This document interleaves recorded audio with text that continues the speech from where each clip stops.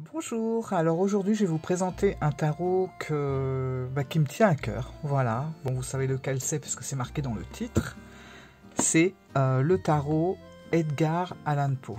Alors je l'avais acheté en version anglaise et finalement je l'ai revendu parce que je sentais que le livre était vraiment très très intéressant, mais mon anglais par contre était un peu trop limité pour en tirer vraiment tout le plaisir quoi, de le lire. Donc j'étais super contente quand j'ai vu qu'il sortait en français. Du coup j'ai acheté la version française et voilà, donc je vais vous montrer tout ça. Alors c'est vrai que moi je suis une grande fan de cet auteur, romancier, poète, depuis longtemps. Je crois que j'avais 12-13 ans quand je me suis retrouvé devant les œuvres d'Edgar Allan Poe. Je crois que ça avait commencé à l'école. Et puis après, je m'y suis vraiment intéressée. Bon, c'est vrai qu'à l'époque, il n'y avait pas les ordi, les trucs comme ça, mais j'arrivais toujours à trouver des renseignements sur cet homme.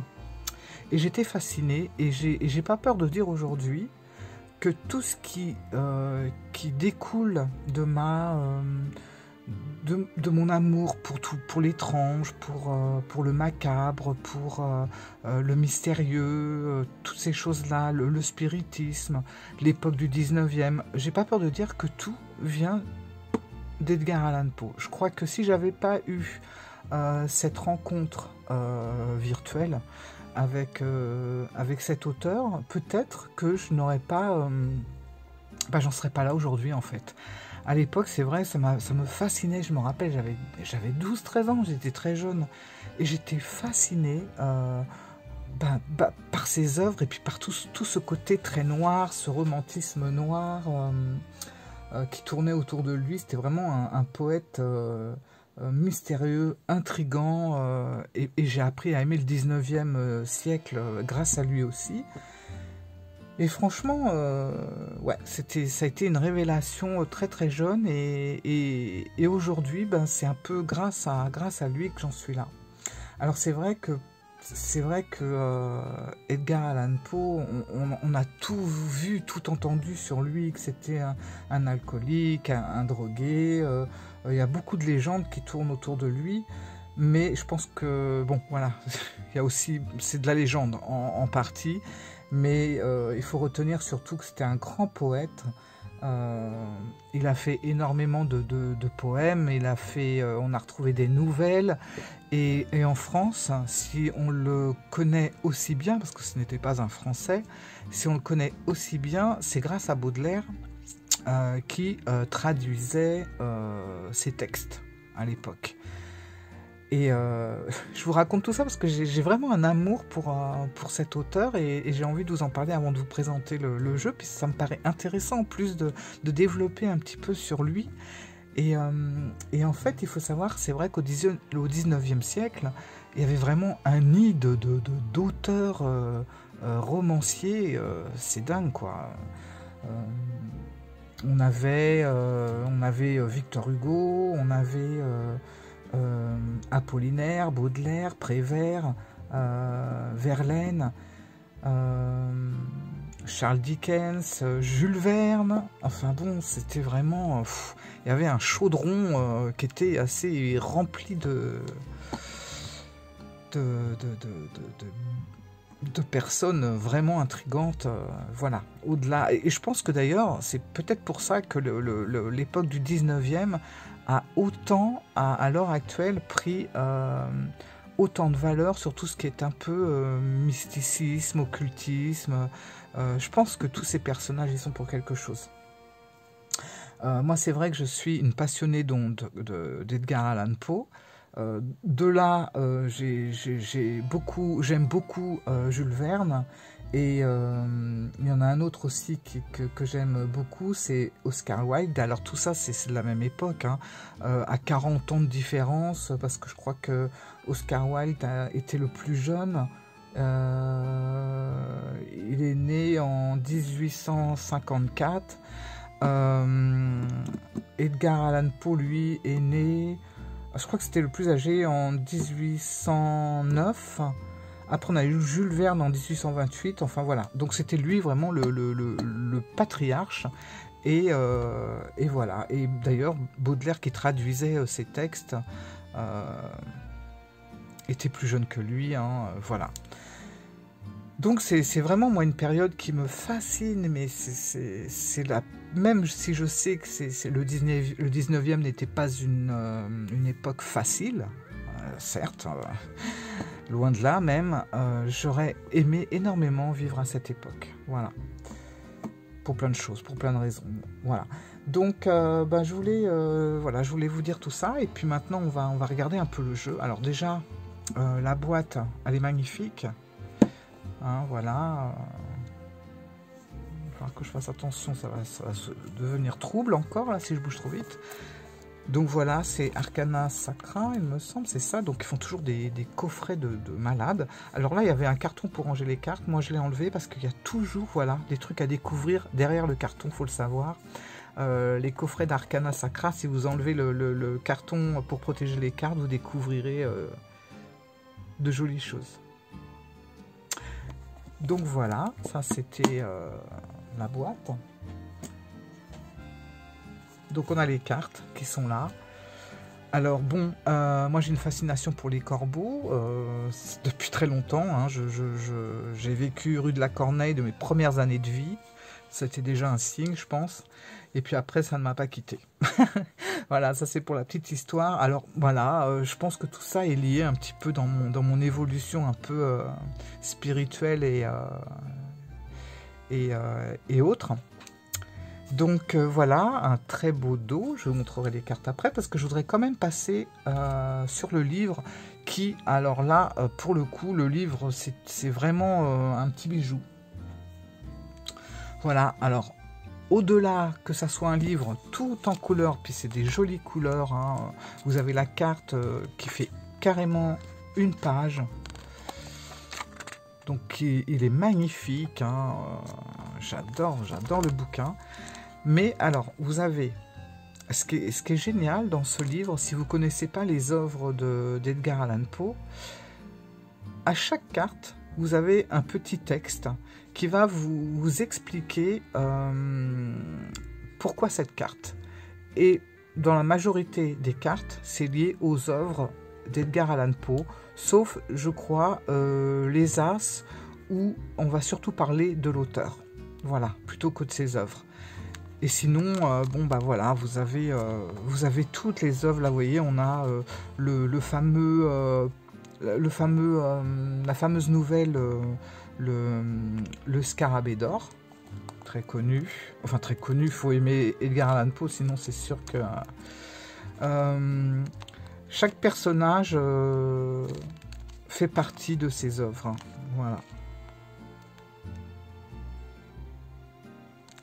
Donc c'est un régal de lire ce livre, on apprend beaucoup de choses, et voilà, et c'est vrai que moi je vous invite vraiment à... Je sais qu'il y a des films qui sont sortis de ces œuvres. Moi j'avais vu... comment que ça s'appelait déjà, La chute de la maison Usher, je crois.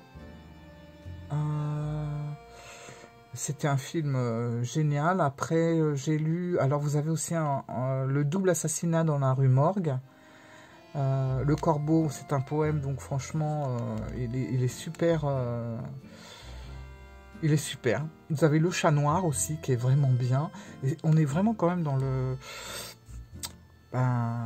oui, dans le macabre, dans le romantisme noir, ça c'est sûr.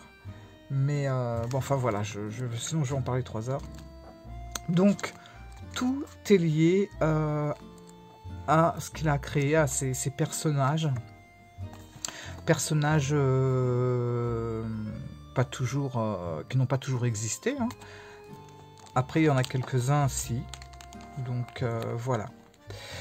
Alors, ensuite, donc vous avez justement ce petit texte de ses œuvres, et ensuite vous avez ce qu'on appelle ici dans le petit guide, le Maelstrom, donc qui va directement dans la carte et qui nous explique un petit peu la signification de la carte.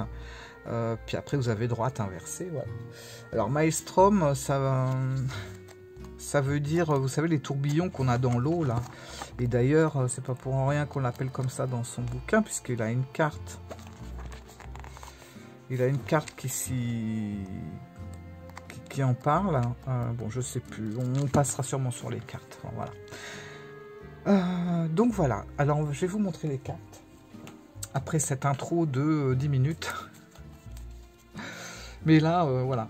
Alors, voilà. Là, on est avec l'ermite. Alors, c'est pareil, l'ermite, comme ça, on dirait un peu Robinson Crusoe. Mais, justement, ça fait partie des œuvres d'Edgar Allan Poe. Puisque c'était Michel... non... n'importe quoi. C'était William le Grand, voilà, qui était sur une île qui s'appelait... Je vous dis tout ça de tête, alors je peux me tromper, hein, l'île Sullivan, qui est en Caroline du Sud. Et justement, on retrouve ce personnage dans le Scarabée d'or, où justement William cherchait sur l'île ce trésor qui était le Scarabée d'or. Enfin, voilà. Et voilà pourquoi il l'a mis, enfin il l'a mis, pourquoi les auteurs, les créateurs de ce jeu l'ont mis en ermite.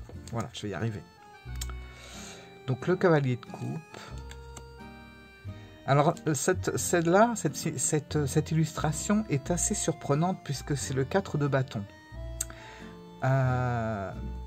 Mais je ne vais pas vous en dire plus parce qu'il faut vous laisser quand même découvrir les histoires. 5 de pentacle, 7 d'épée, le monde, ça c'est pareil, c'est une œuvre. 2 de coupe, le magicien, le 2 d'épée. Ah, c'est trouble. Ah, ça m'énerve. Comment faire? J'espère que c'est pas trouble depuis le début, hein, parce que je suis désolé. Je vais essayer d'y aller plus doucement.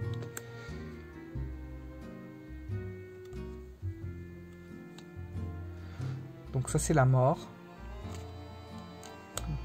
L'as de pentacle.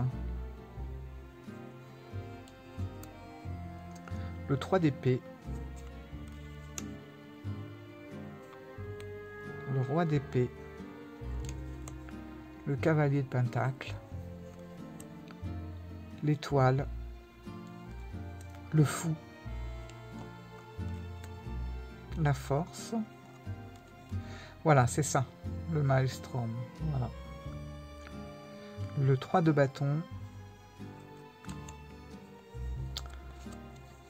Oups. La reine de bâton.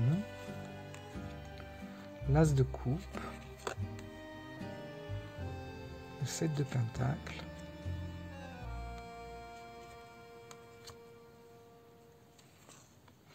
Et puis, le jeu suit tout à fait le Rider-Waite, même s'il y a quelques petites libertés qui ont été prises. Dans l'ensemble, on reconnaît les cartes. Hein. Voilà, là on voit tout à fait que c'est bien le 6 d'épée, sans surprise. Et puis comme ça nous invite aussi à lire un petit peu le livre, parce que je sais qu'il y a des personnes qui ne lisent pas le livre et qui font à l'intuition. Mais là, franchement... si vous avez le jeu, je vous conseille vraiment de lire le livre.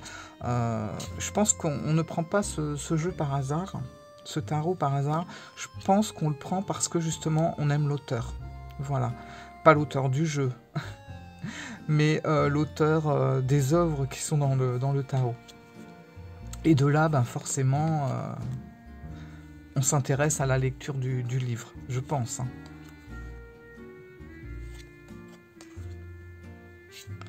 Alors moi, le seul petit, voilà, bon, c'est pas une critique, c'est pas, voilà, hein, c'est pas un jugement, hein, loin de là. Si j'avais été les créateurs du jeu, parce qu'ils sont deux, j'aurais pas mis ces couleurs-là. Voilà, pour ce genre de tarot, en référence à Edgar Allan Poe, je n'aurais pas mis ces couleurs-là.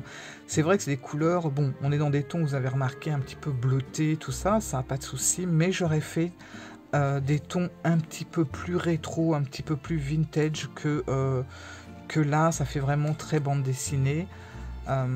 J'ai présenté un jeu juste avant celui-là, qui était sur la sororité sacrée.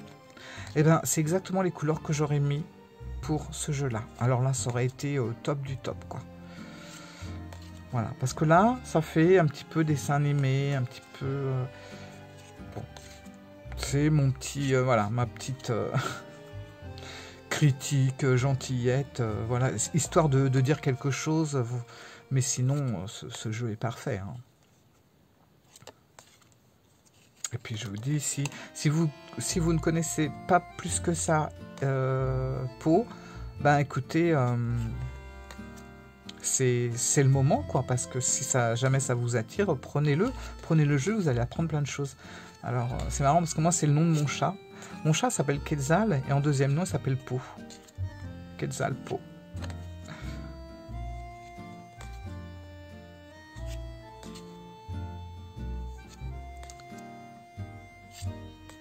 Voilà, c'est vraiment magnifique. Et c'est génial, parce qu'on retrouve... on le retrouve sur plusieurs cartes. Je trouve ça super.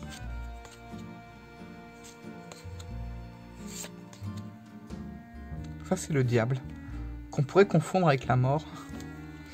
Enfin, voilà, je voulais vraiment vous montrer ce jeu. Peut-être que la prochaine fois, je vous montrerai mes livres sur Edgar Allan Poe, mes petites statuettes, etc. Je verrai si je fais une vidéo exprès, parce que j'ai envie un petit peu d'étendre tout ça, et pas tout le temps rester sur les cartes, mais un petit peu sur un univers... sur l'univers qui m'entoure également. Et j'espère que cette vidéo vous aura plu. J'espère que ça vous aura transporté un petit peu dans l'univers d'Edgar Allan Poe. Je pense que franchement les cartes s'y prêtent magnifiquement. Et puis voilà. Je vous souhaite une bonne journée et je vous dis à bientôt. Au revoir.